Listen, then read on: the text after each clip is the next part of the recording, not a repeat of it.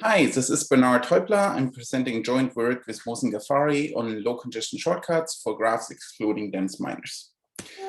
This talk will be about distributed algorithms, distributed optimization. We all know that data grows way faster than storage sizes and processor speeds. So all current systems and certainly all future systems are going to be massively parallel and distributed. This talk is going to be mostly about network optimization. So think of either operating on a very large network consisting of actual computers, or think of designing algorithms for analyzing very large networks. For example, the Facebook graph, about 3 billion nodes, trillion edges, very small diameter, like the average distance is less than 5, the diameter less than 50. Web graph, 2 billion web pages, 15 billion links. The server farms and networks of Amazon, Google, Microsoft, each of those have several billion servers.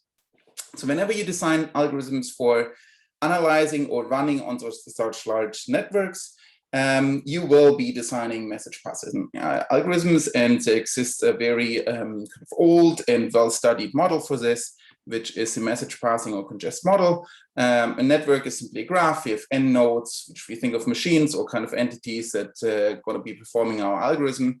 The diameter at a node is d. Initially, you only know the edges around you. In every round, you can send some small amount of information to your neighboring nodes, right? So log and bits. In this setting, you want to compute your favorite optimization problem. For example, a minimum spanning tree, shortest path, some min cut, and you want to do this as fast as possible. So you want to minimize the number of rounds of computation. It's fairly easy to see that all of the problems that are listed here and many more require at least to see something of the rest of the graph. So they are non-local problems that require these diameter rounds. On the other hand, it's also trivial to solve everything in m rounds by just collecting the whole network topology, all the information by flooding it through the network in one node and then computing it. But clearly that's not kind of interesting or feasible. And generally, as we've seen, there's a huge gap between order m time and order d time, like between 50 rounds and a couple of billion or trillion rounds. Big gap. So the hope is to, the dream goal would be to compute all of these problems as fast as possible. So in diameter rounds, give or take a couple of logs, which I'm generally going to suppress throughout this presentation. That would be the dream goal. Right? Good. So here's a classical problem. It also demonstrates our point very easily, the minimum spanning tree problem. Everybody knows it. We get some edge sets. We want to buy the cheapest set of edges that form a spanning tree that connects everything. And if you were to design kind of a distributed message passing algorithm for this problem, you would probably start with Borovka's algorithm. Everybody starts in their own, each node starts in their own component.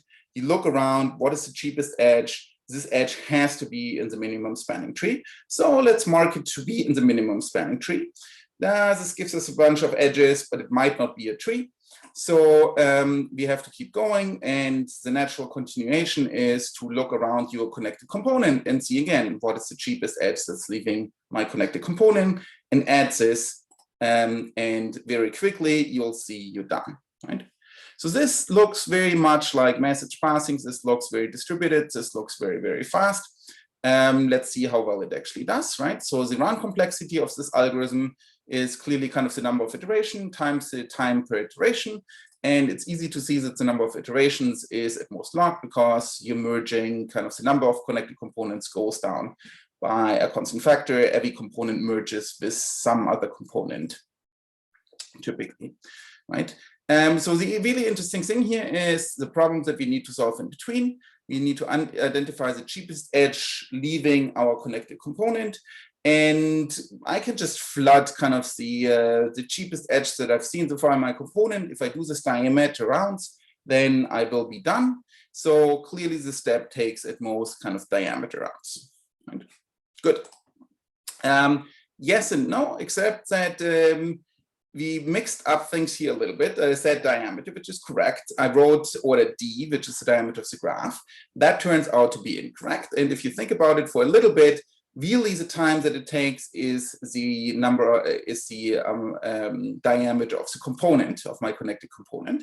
And it's not hard to see that there are graphs in which the diameter of an induced subgraph can be much, much larger than the network diameter d, right? So this d here is actually not correct.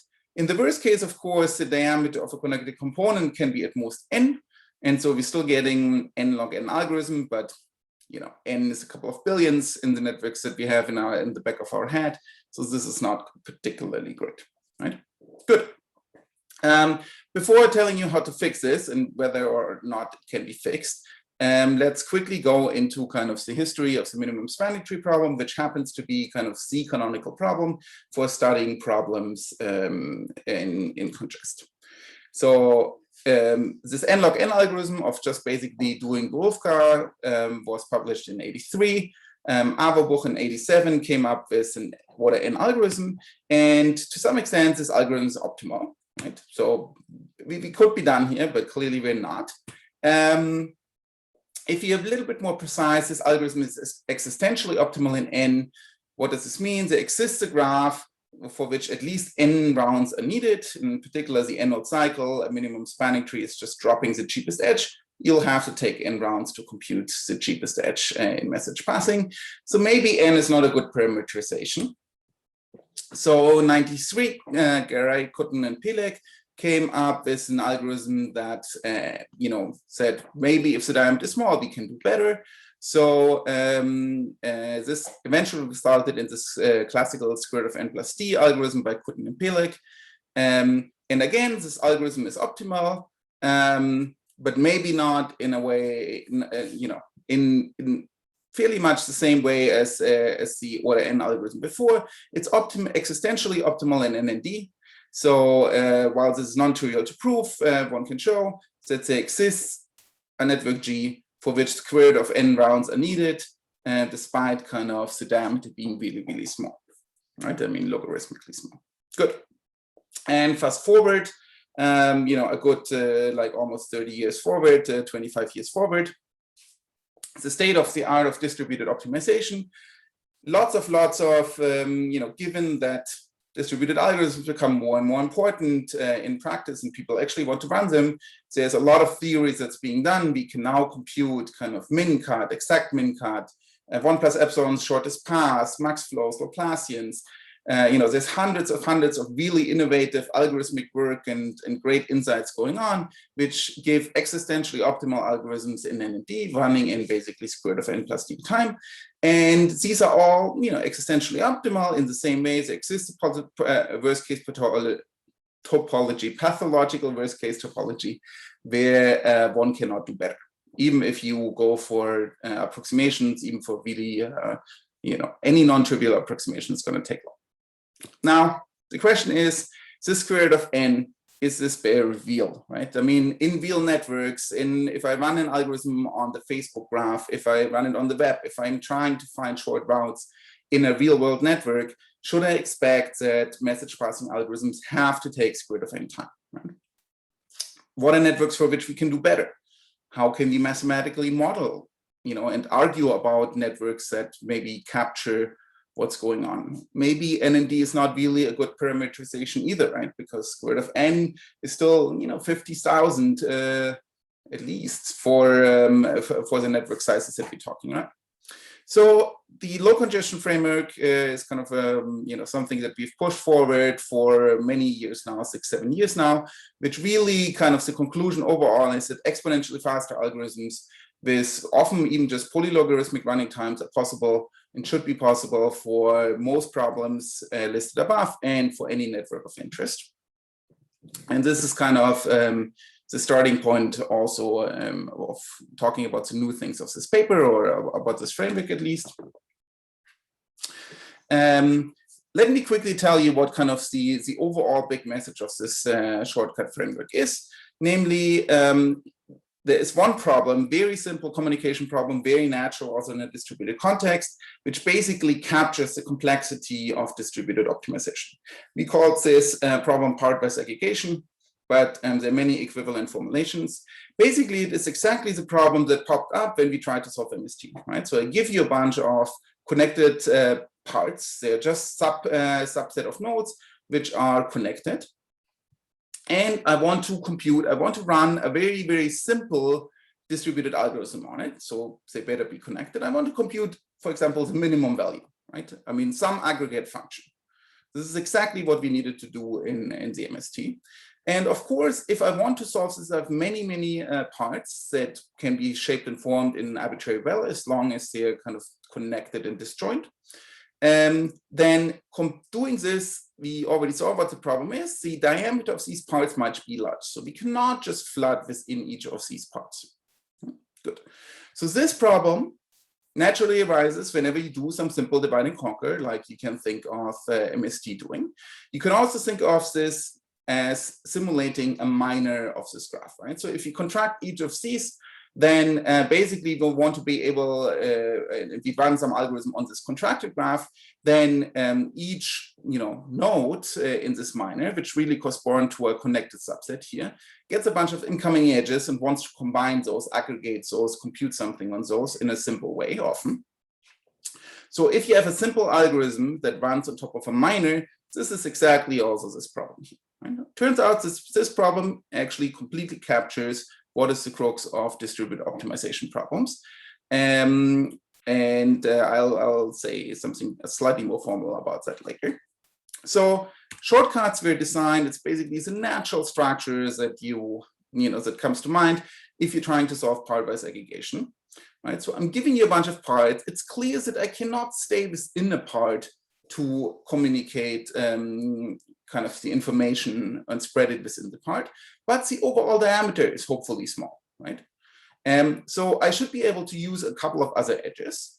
And so basically I want to just give each part a couple of edges, H1, H2, and so on, such that the part itself plus these extra edges has a small diameter, right? But clearly, I need to be slightly careful. I could just give everybody everything. But if I do this, then some edges might be used number of parts often, and number of parts can be quite large. So I also want to have some congestion parameter gamma, which says that every edge gets used at most gamma times. So this is low congestion shortcuts. And it's easy to see that once you have a low congestion shortcuts, once you can design edges which makes the diameter of every part small, every edge is used at most gamma often, then you can solve the part-wise aggregation problem in gamma plus delta time, in shortcut in congestion plus dilation time, basically by just routing a BFS on this kind of shortcutted graph with random delays. And so gamma plus delta is the parameter that matters, and so we will call this the shortcut quality. Good. So now the question is, what shortcut qualities are available? What can we say about this? So here's just a very quick rundown on the things that we've learned over the last 6 years. Basically, many fundamental network optimization problems have the same complexity: MST, approximate min-coupled exact-min parts, certain shortest path problems, connectivity, you name it. All of these problems are equivalent and can be reduced to the simple part-wise aggregation problem, and can be solved, in a polylog number of minor contractions on communications on the minor, or if you want to think of it as distributed divide and conquer, polylog and rounds of this typically solve all of these problems. So if I have a topology which has a good shortcut quality, and I can construct it. So if I can construct a shortcut of quality Q prime in Q prime rounds, then I can solve all of these problems in basically Q prime rounds in shortcut time, right? On the other hand, we also have lower bounds that show that if you want to solve connectivity, you need at least shortcut rounds, right? And connectivity is harder, is kind of the easiest problem in this big class. So most of these problems, all of these problems above, you can reduce to connectivity. So all of these problems are at least shortcut hard. And if you can construct a good shortcut, then you can solve them in universally optimal time as fast as possible on any given network topology. This is something that we just proved, maybe not with polylogs, but still approximately. This is not what I want to be talking about right now. So So still, if you look at all of this, right, the question is, what kind of quality do we have for nice networks, for realistic networks, for non-worst case topology? In the worst case, it's square root of n plus d. But what can we get in general, and how can we construct it? And so these are the results kind of that we got. Relating the parameters of the graph and kind of the topological structure of the graph to shortcut qualities, and therefore also to the complexity of distributed optimization. Right? So for general worst case networks, you can get shortcuts in square root of n plus d that are of quality square root of n plus d. That's, you can construct them, they're completely trivial. If I had 2 more minutes, I could just, walk you through that. But, and then, all of these algorithms, you can then also trivially solve in square root of n plus d time. But this is not tight, and we were trying to come up with good networks that have a nice mathematical description, can be argued about. We started with planar networks, most me back in in 16, like 5, 6, 7 years ago, and we showed that planar networks do have a diameter quality, so can be solved in diameter times polylog time, if one confines them. And then we wrote a paper that says, the construction, basically the existence, that we needed an embedding of a planar graph, and this also can be computed. So then this gave a shortcut construction for planar graphs that also had quality D. So now we can solve planar MST, planar shortest path, and so on in diameter polylog rounds. Great. Our paper also gave an existential proof for bounded genus graphs, right? With a dependency of G times D, but no shortcut construction. So, good. In work with Taisuke Sumi and my students Alice, Goran, and David Weitz, we gave kind of 2 shortcut construction, which says that if your shortcut has a nice structure, it's tree restricted, then we can approximately compute the best shortcut.